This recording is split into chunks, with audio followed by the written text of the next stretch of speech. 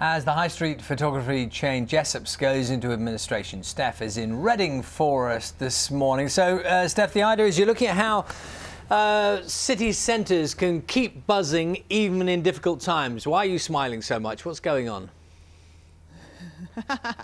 All will be revealed in a minute, Charlie. Let me just explain where I am. I'm in a shopping centre. Well, it used to be a shopping centre. It closed back in 2004 and it's here in the centre of Reading. Now, instead of being a shopping centre, it's been taken over by some rather interesting characters and a company that controls them called Z Events, who are running what's called a zombie invasion experience. I want you to have a look at them. They're quite shy. They're dead nice and friendly. And come on, guys, come and have a look.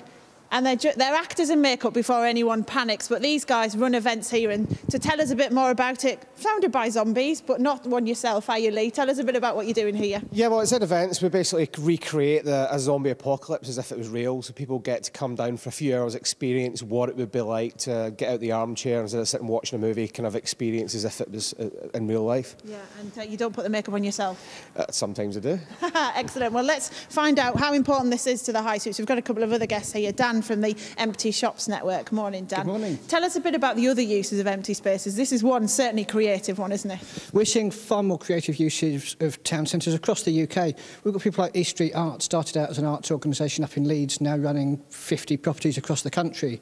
And Retail Ready People is a programme rolling out across the country, finding young people things to do on the high street. Lots of pop-up shops, lots of temporary use, but lots more community use of our town centres. Yeah, lots of temporary use of things, but is it sustainable?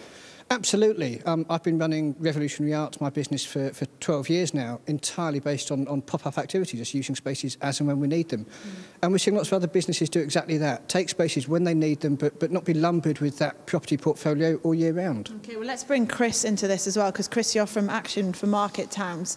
Looking at the longer-term picture of high streets and shopping centres, how do you think we're going to see them change? Well, I think one of the issues is our high streets and our town centres have become dehumanised, and what we want is to get people of all ages back in our town centres, doing things, enjoying the town centres. So some of these empty shops could be used as, why not use them as gymnasiums, as art centres, cinemas, have student-run cafes, all sorts of ways to get different sorts of people back in a high street, and they will spend money in the businesses as well. Do you think we'll see more housing on high streets as well? I think making the high street living, working places, I think it's important that the homes are on the level above. We don't want to lose the public space that's the shopping area, because that would be lost for generations to come. But have people, living over the shops or in new houses nearby, so they can walk into town, and it's much more all day long activity, bring human life back into our town centres. Speaking of human life, we're surrounded by people who aren't quite human. I'll leave you with them. Come on, guys, you've got to look friendly.